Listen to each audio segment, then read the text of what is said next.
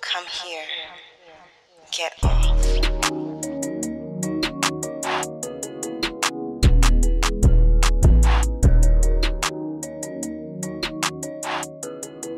Today we're talking to Alexandra Warren, pronouns she and her. Alexandra is a 20-something-year-old Nebraska girl who enjoys teaching, blogging, traveling, and, of course, writing. Contemporary romance novellas are her absolute favorite to write as well as to read. And with 20-plus books under her belt and more on the way, she's excited to see what 2020 will bring. Wow. Hey, Alexandra. Hello. Thank you so much for coming on the show in the midst of chaos. Of course. Thank you for having me and giving me something else to think about and look forward to because I need to stop watching TV. Oh my God. I'm glad to be here. It's so much. Yeah. Well, I'm hoping lots of people are reading and catching up on podcasts instead of consuming this constant news. Yes. Which I am trying to do. It's so hard. But you got to take a break because otherwise you'll be like a mess. You'll look up and you realize you've been sitting there for so long, like just stuck. Listen to all your auntie's conspiracy theories. Girl, I had to delete people off Facebook. I can't even go on Facebook. It's just freaking me out. At least with Twitter, I feel like sometimes some real information filters through, but it's still scary. It's too much to think about. So, if y'all are listening to this anytime other than now, we should give context. Everybody's under self-quarantine. Yeah. Exactly. So, it's March 2020. Exactly. So now that we've talked about what you do, question, what did you think that you would do when you were a little kid? What did you think that you were going to do as an adult? I was 100% confident that I was going to be a teacher. And I did teach. I taught preschool for a couple years and realized they just don't make enough money. And adults, the adult part of it is more annoying than the kid part of it. Really? So I was always a reader, and I had a friend who I started beta reading for her, Christina C. Jones. And I had just sent her something I had wrote on a whim, and she was like, I need to see the whole page. And so I sent her a page. She's like, girl, you better finish this book. And so that ended up being my first release. And so that happened as I was teaching. And so I would literally be like, nap time. Okay, I'm about to do these edits real quick. Pat this baby on the back, and I got my iPad doing my little edits on the side. And then I was able to transition out of teaching into writing full time. Wow. That is so great. And as a parent that's on day 3 of homeschooling. No, we do not pay teachers nearly enough. It's crazy. It's so crazy. So, as hard as it is on parents right now, I'm glad they get to experience what it's like with their 1 or 2 or even a handful and think, okay, most teachers have 15, 20, sometimes up to 30 of the same thing going on and have to manage that. So shout out to teachers, which is a perfect thing to say on this episode, considering what we'll be talking about. Yes. Exactly. Shout out to teachers. Wow. So I was going to ask how you got from wanting to teach to writing, but you just told us. I guess then my question is, how did you come to actually publish your book, right? Because a lot of folks have something that they're working on in their spare time. How did you turn that from something that you were doing while you were patting backs to books that we're devouring? So I didn't know about self-publishing. And so when I started the project I was talking about earlier, when I started writing that, I was like, this is going to be for fun, whatever. I'm going to self-publish it. It's not going to be a big deal. If nothing happens, it'll just be hiding on Amazon somewhere and nobody will know about it. But, learning the ins and outs of self-publishing, learning how much easier it is than submitting to a publishing house and waiting to hear back from them or being denied by them over and over again or, finding an agent, doing all that. I could go directly to consumers. And so, just learning about self-publishing, using Amazon as much as people hate Amazon sometimes. Amazon has really does helped make the it girl out. easy. So Yeah. yeah. That's what's up. Yeah, I'm not an Amazon lover. However, they have been really great as we find new writers on this show. We Yes. really want to showcase Black women writers and Black femme writers, and not everyone, but so many people are self-published, and it's been really great to be able to kind of weed through the big names and find like just people out there writing really good books. Yes, yeah, because that's the thing about it with self-publishing. I think the voices are so much more authentic and they're so much fresher than what you're going to find on any, bookshelves at the store or whatever. And so I feel like once you get tapped in a little bit, you're like, okay, I want to find some more of this. And then you find this whole like other community of writers and their books and these, really contemporary, really fresh stories and fresh voices. And then it's like, do I really want to go back to the traditional stuff? I don't know. But Well, it's nothing real. against them, but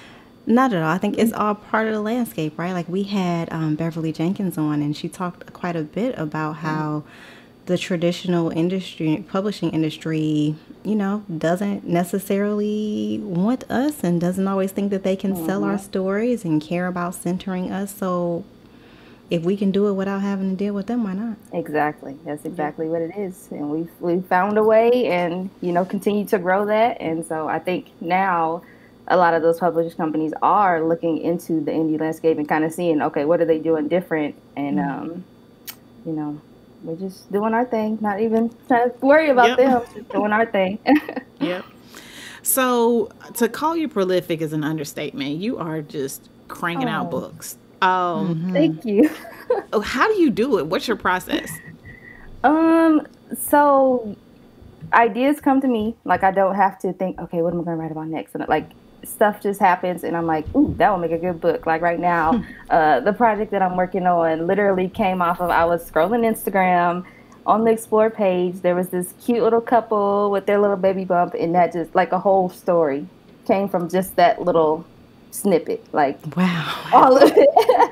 And so, I'll get an idea and then I'll just start jotting down notes in my phone. Like any scenes that I already see happening, anything that I already know about these characters or, their backstory or whatever. And then I just sit down and go at it. And I'll set like a little word count goal, at least 2,000 words a day. And then, that adds up pretty quickly that I can get them out in a month or two or, whatever, depending on how long it is. Especially writing novellas, often those go pretty fast, writing that amount. So. Yeah. Wow.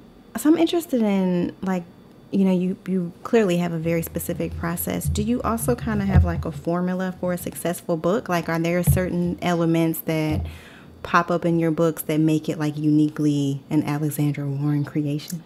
I think, people tell me that they can really sense the freshness of it. They can tell that I'm younger. Which I don't feel like I feel, my knees crack when I get out the bed, but Same. but they can tell that I'm younger and they appreciate the freshness of it. They know that they're gonna get a mostly happy story. There's not gonna be a ton of angst. Just because I know when I sit down to read, I don't want to be sad. Like I don't want to. Like sometimes I just need to pick me up, and people know they can come to my books for a pick me up. So I would say that would be the unique feature with my releases. Yeah, so we read If Only for the Summer for our last episode and loved it. I finished it at like 4 a.m. and sent Kenrya an email that was like, She did. this was so warm. It was just happily ever after and great. And so we loved it. And we thought the premise was super fun. It was 2 people booked to stay together in a condo owned by 2 friends. Where did you get the inspiration? So that one, I actually started writing like maybe a year before it even came out. Like I started it and it didn't feel right yet. And so I just moved on, started writing other things and went back to it as the summer. I think it came out in 2017 as that summer was approaching. And when I first started writing, I knew I wanted to write something about teachers like that. I knew they were going to be teachers. And as somebody that likes to go to Florida a lot. I was like, oh, it would be fun if, if two people went to Florida and using, my different things that I've experienced on vacations there and things like that. If I put that in the book and, is it a setup? Is it not a setup? Nobody really knows, but we're going to rock with it. And then writing a single dad, that was something that I really wanted to do. I hadn't done up until that point, I think. So I really wanted to write a single dad. And I really wanted to write a healthy co-parenting relationship. Because I think a lot of times when we see, quote unquote, baby mamas in books, like they're coming to bring the drama. And I didn't want that. So there was just a couple different elements I knew I wanted to put into a book, and it came into fruition with If Only for the Summer. Good. So another thing that really popped up for us when we were reading the book was, they were definitely, absolutely shacking up. They were. They were. They were. And next, don't know each other, but y'all sharing whole meals. Y'all planning around each other's schedule. Y'all planning around the baby. Yeah, they got really comfortable. Real quick, right. And so it made us wonder, have you ever been in a situation where you gave somebody a little too much, a little too fast? Me personally. And we're not talking about having sex, because honey, I put out on the first night. But emotionally. I don't think so. I've been in a relationship for a really long time up until this point. Since we were kids, literally. Not me personally, but I've seen it, and I feel like a lot of my inspiration comes from just stuff I see and people I know in real life. And so I think that comes across when you're reading it. You're like, I know people like this, and I know people that would do something like this. And so, yeah. I have been this person. Yeah. Yeah. And it's like, oh, this is like, whoa, this is a little triggering. Like, hold on. So, yes. So, yeah. So one of the things that I loved about the book, you mentioned it, how you like your stories to have a happily ever after and kind of cut out some of the bullshit. And I think that's why you're able to do novellas so successfully. Whereas we would have 4 chapters of someone, should I, what should I do? I loved that in this story, guy was going through some things and his baby mama pulled him aside and was like, nigga, what is wrong with you? Go get your woman. And you cut out 4 chapters of bullshit. It was just great to have really well-written characters that are not about the bullshit and just living good. The relationships between the two sets of best friends was just refreshing. And as I was reading it, I was like, wow, this Alexandra is like a normal person. some writers are like sadists, and they want their readers to their characters to suffer. And you just give the gift of a good story that just gets to the point, lets us feel good. Your books make me want to go on vacation. Because I see myself. That's wonderful, because I love vacation. So, I gushed about your book in the episode. Because, I love Miami. So, it just, your books, I'm like, her books will be in my Kindle as I go lay on somebody's beach and, read something that feels good about, good Black people. I could see, beautiful brown people in your writing. It was just... It's an all-around good story. The books that I've read so far, but it just felt good to have just good, normal people. It's like, nigga, what is wrong with you? Go get that woman. Yes, thank you. I appreciate that. I'm glad because that's what I want. That's so to hear somebody say it's yes, I'm hitting exactly where I want. Well, you regular are. Black folk doing, falling in love and doing the silly stuff that comes with falling in love sometimes, but figuring it out and not playing games. So yeah, well, that's good. So in addition to all your writing, you run. Girl, have you read? Yes, and that's exactly how I say it in my head. So thank you. Well, again, you threw it, I caught it. But it's a website and a brand that centers around Black love. How did you come to that work, and why is it important to you? So Christina and I, there were a couple different diverse romance blogs that were out at the time. And we were like, well, none of this really centers Black women, Black love, like very specifically Black stories. Not that it's about, excluding anybody, but we just want to shine a light on something very specific, a very specific niche. And so we were like, well, what should we call it? And so we're like throwing names back and forth at each other. And we were like, oh, what about just girl, have you read? Like, have you read this? Have you read this author? Have you read, whatever it is, whatever Black love story it is? And so we just started a website, like literally just on a whim, started a website. People started, submitting their books for us to share. We have an author directory for Black authors to add themselves to and let us know what genre they're in. So if people say, oh, I'm looking for a Black sci-fi book, but they can go to those specific authors. We do some reviewing. And then we also share a list of new releases every week, which I think is the most important thing for people. Because going through Amazon is just trash. Like, it's just like if you're looking for specifically Black romance, like it's really hard to find. So we kind of narrow that down for people every week. And there's people that say they don't ever go search for books anymore. They just go to Girl, Have You Read and look at the new release list and pick from that. And so, it's a labor of love for sure. But we really enjoy being able to give that to the people. That's awesome. So I'm wondering, you now have more than 20 books under your belt. So you know a lot now, right? You know a lot about publishing. I mean, I'm making it. There ain't a lot of folks out here who can say that they've written 20 books. This is true. I'll give myself a little credit. Yes, we'll give you a lot. What did you wish you had known before you got started? I wish I would have known that it's not about readers, which is a weird thing to say as an author, but it's not about what they want. It's about what you want to bring to the landscape. I think as you start writing more books, you can easily get caught up in what people want from you instead of writing what you want to write and what feels good to you, and really staying true to your voice instead of, getting caught up on the first 1-star review that says, oh no, this ain't it. Like really, learning to push through that. So I wish I would have known that it's just like, you don't have to think, like you just give what you want to give to the people, and the people that want it, they'll take it. The people that don't want it, they'll keep moving, and it just is what it is. But as long as you're happy with what you're putting out, that's the real goal. Yeah. Yay. Can't write for everybody. Exactly. You cannot, and you will learn that fast. So if I would have known that before, I wouldn't have even thought anything of it when it first happened. But now I know. You found your That's how we tribe feel has about found this you. show. Exactly. Well, that too.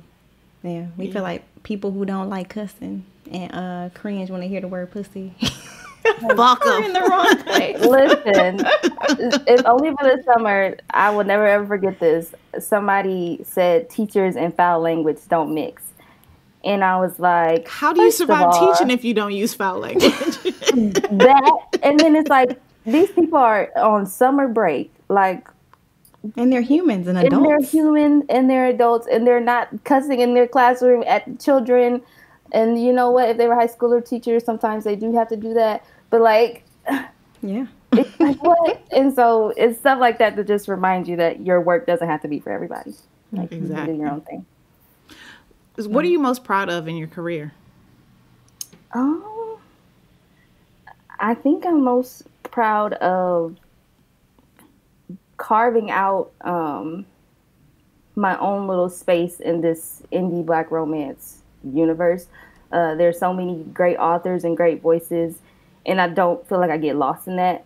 So that's something to be proud of. As somebody from Nebraska, a little, people sometimes act like they can't point out Nebraska on a map, and really being from that, always, being true to that, and then coming into this whole other space and making a name for myself. I'm really proud of that. Great. I'm wondering, and maybe the answer is you already did, but how will you know that you made it? Like, what will, true success, I'm at the top of my game, what would that look like for you? When somebody calls me to do a movie. Yes. or a TV show. And then I'll be like, okay, you really did something with these words, sis. Like, that'll be the moment. So it's gonna happen. We're gonna claim it because yes, there is enough. All these networks out. Come on, somebody got to grab one of these stories. Somebody has to. It's too much that they can do with it.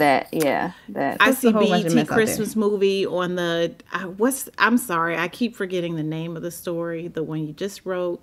Oh, Uncovered Truth. Uncovered Truth. Yeah, I can see that as a BET Christmas story, right? Which we watch all of those. Listen, yes, that's what I'm saying. But it's got to be on somewhere they can have sex, because I can't do Hallmark. Yeah, no, where they just cut away. Yeah, we don't like the waking up with the we don't want to fade to black. Yeah, no, I won't. Got a bra on. Yeah.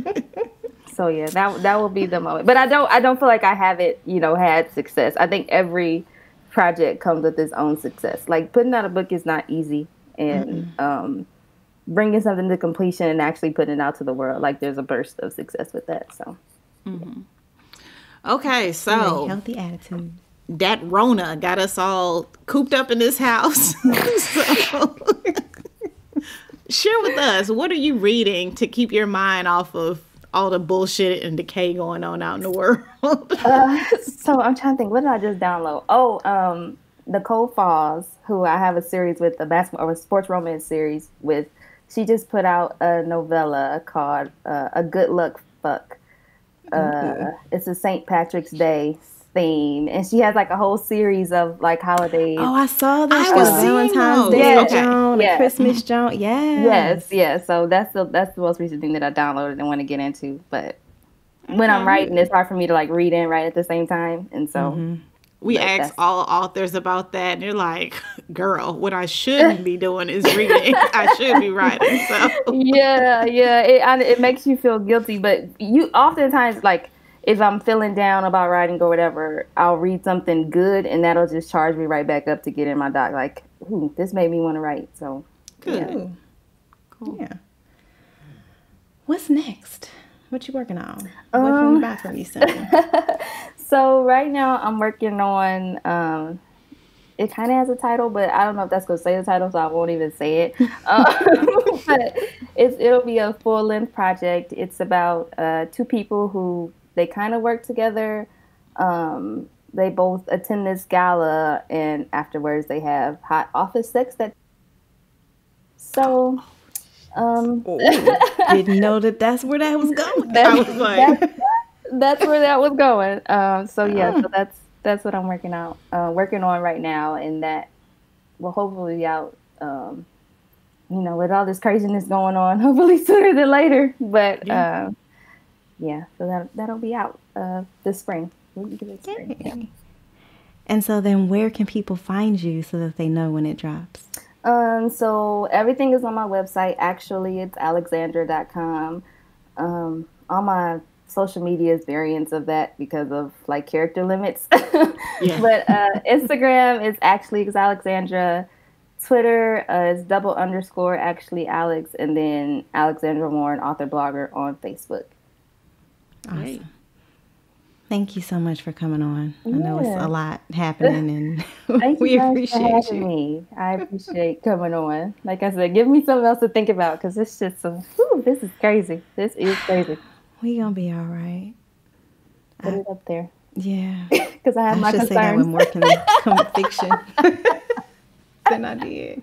We gonna be all right. There we go. Yes. Okay. I believe you. Well, thanks to everybody who is listening. We appreciate y'all too, and we are always glad that you're here. Be safe and be well. This episode was produced by us, Erica and Kenrya, and edited by Ballistic. The theme song is from Brazy. We want to hear from y'all. Send your book recommendations and all the burning sex and related questions you want us to answer to theturnonpodcast@gmail.com. And please subscribe to the show on your favorite podcast app. Follow us on Twitter @TheTurnOnPod and Instagram @TheTurnOnPodcast, and find links to our books, transcripts, guest info, and other fun stuff at theturnonpodcast.com. And remember, The Turn On is now a part of the Frolic Podcast Network. You can find more shows you'll love at frolic.media/podcast. Thanks for joining us, and we'll see you soon. Holla!